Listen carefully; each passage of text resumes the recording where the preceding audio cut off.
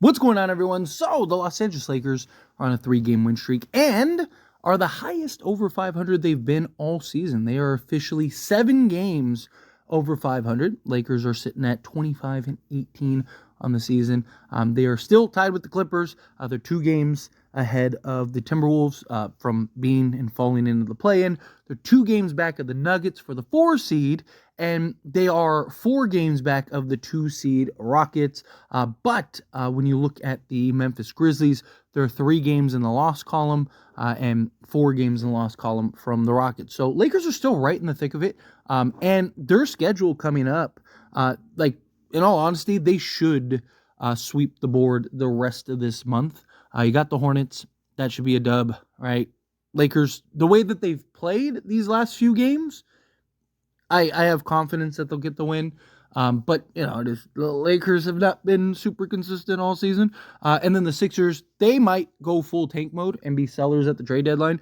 And then the Washington Wizards, again, worst team in basketball, you should be able to get that win before you head into February. And then obviously we'll see how that month plays out. But great win, right? Another controlled start to finish win that the Lakers really just did what they were supposed to do, handled their business, and really kind of, pulled away there in the, particularly the fourth quarter. But Jarred Vanderbilt was the story of the night. First game back, played 12 and a half minutes of action in that game against the Golden State Warriors, and was fantastic. Obviously, look, it's his first game back. So you put in perspective all of the circumstances. The guy hasn't had the conditioning, hasn't had the training, right?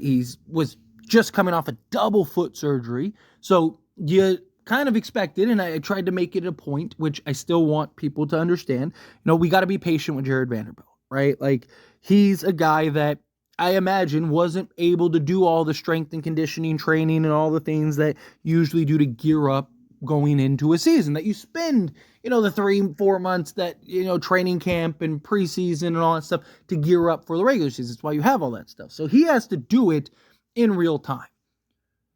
Given the circumstances of just first game back, coming off of an injury, not conditioned, the type of injury that he had, again, double foot surgery. I don't imagine he was like jogging and doing all these drills, right? He's probably, bed up, right? Legs up, just trying to get as much rest as possible. He came in and was everywhere. I mean, you want to talk about an impact. The Lakers as a whole put Steph in purgatory, but Jarred Vanderbilt, when he was out there defensively, I loved, his first play, like literally the first minute he was in the game, he ended up getting a putback, offensive rebound putback, and that got him his 2 points. He had 2 points, 4 rebounds, including 2 of those 4 rebounds were offensive rebounds, 2 assists. He was 1 of 2 from the floor. The one miss that he had was the 3-point shot, which, that's always been Jarred Vanderbilt. He had 3 steals and was a +6 in that action, right? In 12 minutes, literally, right? Again, given all the circumstances, you saw the hustle, the energy, the drive, the effort. It was so nice to see, right? And that's the beauty of Jarred Vanderbilt, right? He is pure hustle, so he's going to have an impact, right? Now, will he have, a 2-4-2-3 game, with 3 steals every 12 minutes? Probably not. I do believe, and I've talked about this, that I think he'll probably be an assignment guy. I talked about how he'll probably play, 12 to 15 minutes a game. I wouldn't be shocked if some nights he plays, 8 to 10. Probably not going to play back-to-backs. They're going to take their time getting him back into the swing of things. Because last thing you want is him getting hurt and then now he misses the rest of the season or he misses the playoffs or anything, right? Like, he is a guy that is so impactful, so important, right? We got to see the unit, the defensive unit we've all been like clamoring over, and we're so excited to see with Gabe Vincent, Max Christie, Jarred Vanderbilt, Dorian Finney-Smith, and Anthony Davis. And look, trust once guys get settled in, Jarred Vanderbilt gets to 100%. I mean, he was out there operating at like 10%, right? But it was still so great to see that defensive unit out there and was just switching and defending, and I'm excited to see what that unit continues to look like. But again, just solid game period from the rest of the team, right? Like this was a good all-around effort from the Lakers as a whole. Very collective effort again, which I really liked. But Jarred Vanderbilt, right? I'll talk about some other guys. I have some other videos that I want to dive into and kind of go over with some of these guys. But man, Jarred Vanderbilt was very impressive.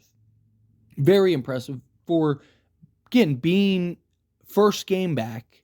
You're thrusted into it, right? And it's like, okay, is he going to look absolutely unplayable, right? Like what's going to happen here? You have this kind of like sense of like, all right, we got to be patient. And then he came in and just was fantastic, right? But he wasn't, and he still clearly isn't 100%, right? He definitely missed a beat. He definitely is a step or so behind. There was a sequence, I believe it was with Jarred Vanderbilt wasn't defending him, but Jarred Vanderbilt came over to help. And prime, fully healthy Jarred Vanderbilt, he's that's a cleanup, easy, right? Vando's eating that for breakfast, right? But Pod had gotten past the defender. He was on his way to the basket. Jarred Vanderbilt came over to help, and he tried to block the shot, and he was just a beat late, right? The timing wasn't right, and he ended up missing it, and then they ended up getting the layup, right? It's things like that you go, oh, okay, like, yeah, he's still, right? Like, you see the first sequence of him entering the game, and you're like, offensive rebound and put back bucket and the high energy and effort, and it's like, oh, wow, okay, maybe he's not gonna miss a beat, right? Like, but then you saw a couple sequences. That was just one that stood out and came to mind. There was a couple, he got beat on a couple possessions, but that he usually wouldn't get to. But again, first game back, I want us to still remain patient, right? I want us to still kind of keep things in perspective and understand, right? Like next game that he plays, he might not be the Jarred Vanderbilt that we saw in this first game. He might be a little shaky. He might be a little rocky. Also, he's probably not going to play both of the games coming up, right? Lakers play the Hornets, and then they play back-to-back against the 76ers. So we got a game Monday, and we got a game Tuesday. So keep that in mind. And, both of those games, again, we should be able to win. But Jarred Vanderbilt's probably only going to play for one of those. There's an argument either way, right? You could make an argument that, like, the Hornets, given the matchup and how bad the Hornets are, that it might be good for Vando to get some reps, as opposed to a team like the Sixers where, they're assuming everyone plays, are going to be a little tougher, right? Or they should be a little tougher, right? Obviously, you can make the argument like you'd want to play Vando against the more tougher matchup, so that way you have him as like that defensive piece out there.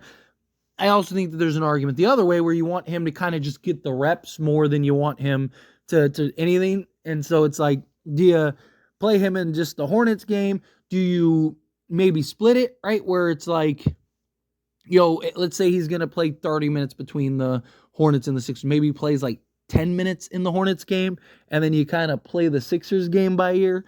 That's always an option too, but more likely than not, he's probably not going to play both of those games, so don't expect him back for both. I can already hear comments from people that are like, oh, he just got back and he can't play both games. Yeah, that's exactly what should happen, and he probably shouldn't, right?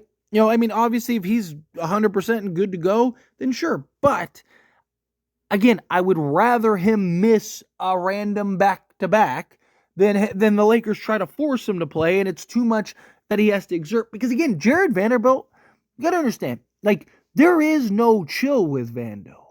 There is no, like, oh, I'm just going to go 20% tonight, right? Like, no, he is 100% always. His effort, his energy, he doesn't know any different because that's his game. That's how he's gotten in the league. That's how he's gotten the reputation that he has because he doesn't turn it off. Right? Like, he is go, go, go, go, go. And that's why we love him. That's what makes him so great. That's what makes him the piece that we want him to be and how significant he is. And we need him to be that.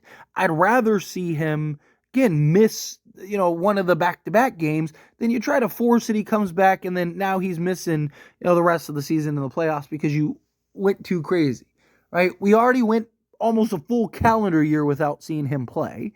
Last thing we need to do is rush him back. Last thing we need to do is just, overwork him or overload him, right? 12 minutes was great. I love seeing it. We all love seeing it. His impact was, seriously, it was very noticeable. It's absolutely immeasurable, and that's what we need to continue to see from Jarred Vanderbilt. So hopefully Lakers continue to play it great, continue to play it careful, be cautious in that regard. And then, of course, Jarred Vanderbilt, hopefully, he can continue to do what he's been doing and just continue to be great out there, because it's been very, very impressive. But anyway, as always, this is a discussion, and I pass the question on to you.